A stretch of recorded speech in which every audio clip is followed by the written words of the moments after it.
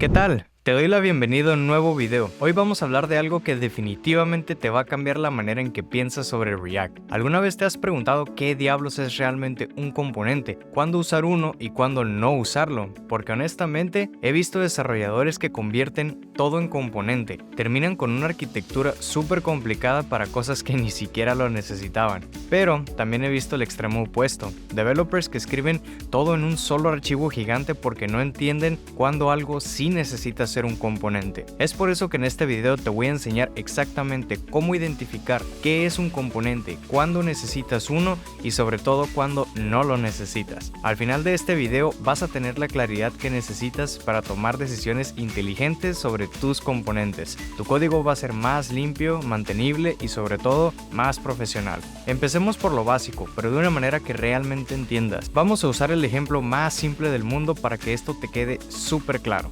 Como te podrás dar cuenta, aquí en mi navegador tengo algunos sitios web que nos van a servir de referencia para empezar a entender cómo se estructuran los componentes en una interfaz de usuario.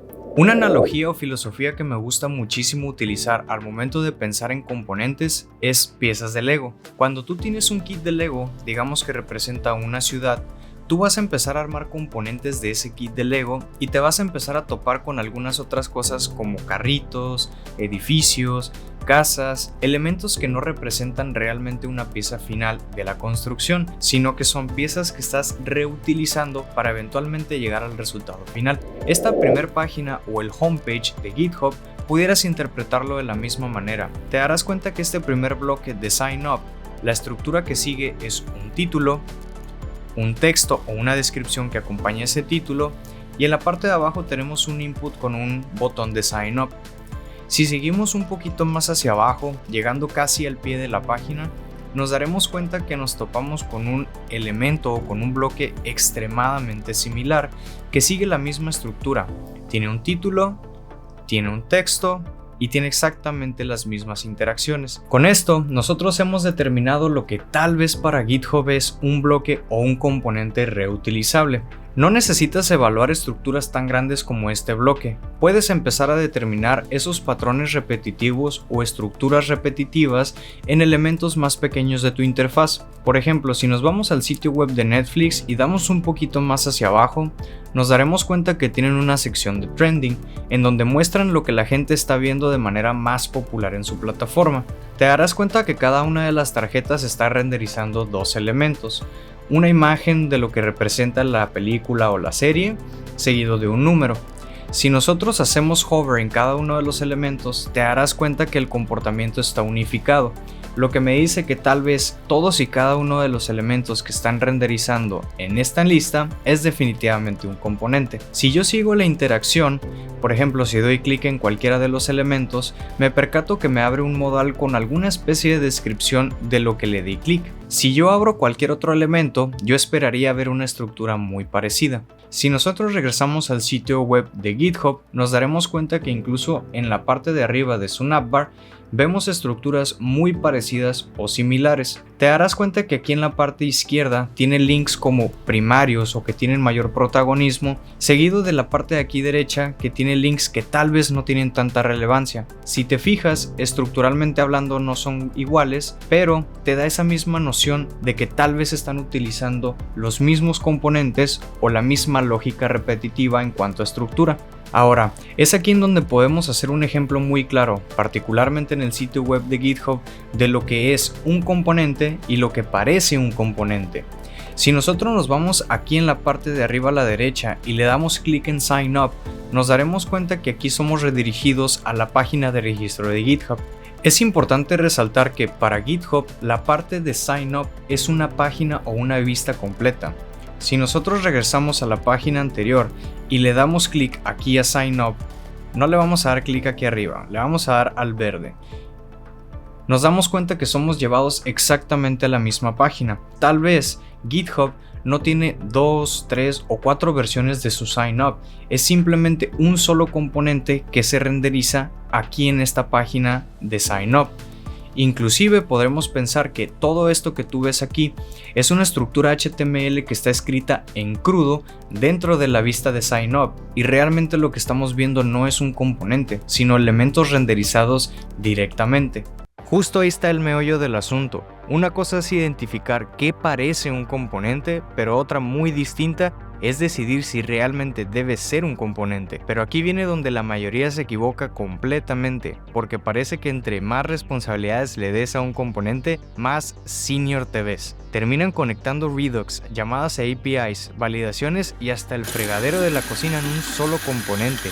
Inspirado un poquito en el bloque que miramos de GitHub, he creado dos componentes que básicamente representan la misma estructura, en donde vemos que tenemos un título y una descripción en ambos lados, pero es aquí en donde empezamos a definir la responsabilidad de cada uno. Te darás cuenta que el primer componente definitivamente renderiza un bloque de formulario en donde tenemos un input y tenemos los dos botones que miramos previamente en el bloque de GitHub. Esos elementos en la UI van a estar conformados por estas propiedades que están definidas en este objeto llamado form, en donde tal vez yo puedo tener el placeholder del input y puedo tener lo que representan los textos de los botones. Bueno, son botones, vamos a quitarlo aquí, main button text, lo vamos a hacer y lo vamos a sustituir también de este otro lado y lo vamos a llamar secondary. Excelente.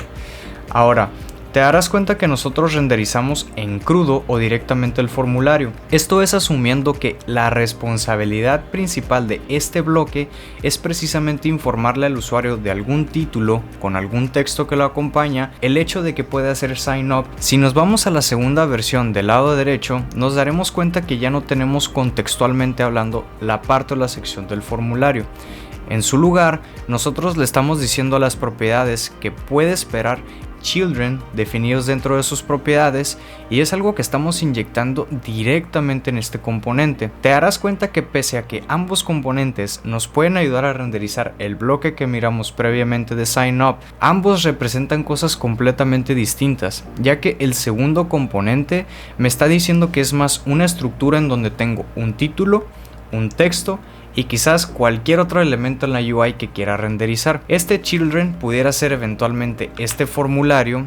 Entonces nos daremos cuenta que este formulario aislado propiamente en el componente tal vez es un componente aparte, en donde solamente está estructuralmente hablando conformado por el formulario, sus inputs y sus botones.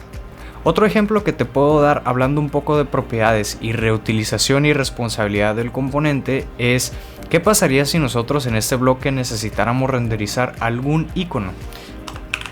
Lo vamos a renderizar del lado izquierdo o en nuestro primer componente como un string, pero del lado derecho lo vamos a definir tal vez como un React element. Lo vamos a traer por acá y vamos a decir que es element, no es element type, es React element. Y vamos a decir que este icono en esta segunda versión de este componente es definitivamente un React element. Y la razón de por qué haríamos esto es porque podemos pensar, ese icono de dónde puede provenir. Puede ser una cadena de texto que simplemente represente ya sea un SVG o cualquier otro tipo de icono que puedo representar en un texto, o al mismo tiempo tal vez lo necesito renderizar no como algo que voy a mandar como un texto de esta manera. Tal vez voy a renderizar un elemento o un componente completo que tal vez yo mismo definí, que yo mismo creé o que tal vez viene de una dependencia. Y es con este approach que tú ya puedes empezar a determinar cómo estructurar tus componentes, porque no solamente es observarlo en acción en la UI, también tienes que determinar exactamente dónde va a ser renderizado ese componente, qué es lo que va a hacer, se va a reutilizar 2, 3 o quizás nunca, y cuál es la responsabilidad de dicho componente. Es sumamente importante entender todo esto, ya que con estos dos componentes que te acabo de mostrar puedes determinar que este bloque de aquí puede ser representado por cualquiera de los dos. Y es importante al momento de que estés definiendo las propiedades o la estructura de tu componente que este tipo de factores como el cómo se renderiza, en dónde se renderiza, incluso de dónde viene la información de lo que voy a renderizar, juega un papel muy importante. Y es aquí en donde te puedo pasar un último tip. Utilizando los conceptos de reutilización y de responsabilidad, podemos determinar que a veces no es necesario crear muchísimos componentes. Tal vez solo necesitas crear una estructura lo suficientemente buena que te permita satisfacer la mayoría de cantidad de casos de uso que vas a tener en tu interfaz. Y aquí llega la pregunta del millón. Te voy a contar sobre un error súper común que he visto incluso en developers con experiencia.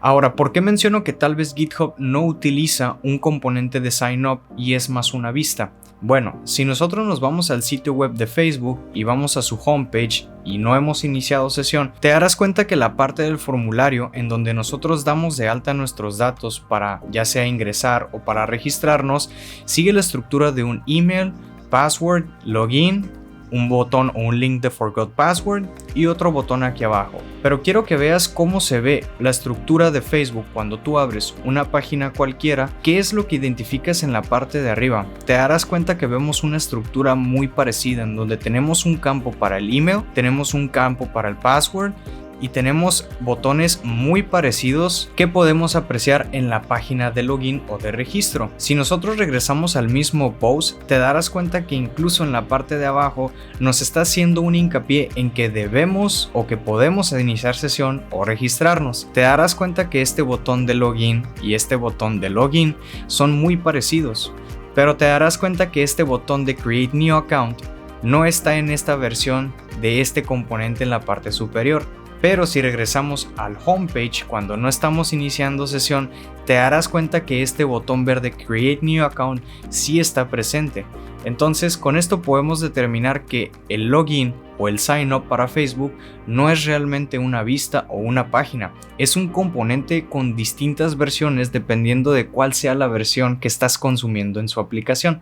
Entonces, para resumir todo lo que acabamos de ver, un componente no solo es un pedacito de código que se ve bonito en tu pantalla, es una decisión de arquitectura que debe tener propósito, responsabilidades claras y sobre todo debe resolver un problema real, no crear más problemas. La diferencia entre un developer junior y uno senior no está en cuántos componentes puedes crear, está en saber cuándo no crearlos. Si este video te sirvió para entender mejor cómo estructurar tus componentes, deja tu like aquí abajo y suscríbete si aún no lo has hecho. Me ayuda muchísimo con el algoritmo. Activa la campanita de notificaciones porque subo videos cada semana sobre desarrollo web y frontend. Y déjame en los comentarios, ¿cuál ha sido el componente más cochinero que has visto o que tú mismo has creado? Quiero leer tus experiencias porque seguramente me voy a identificar con muchas de ellas. Recuerda que programar no tiene que ser complicado ni estresante. Se puede aprender de manera tranquila, sin prisa y sobre todo, sin esa arrogancia típica del programador de antes.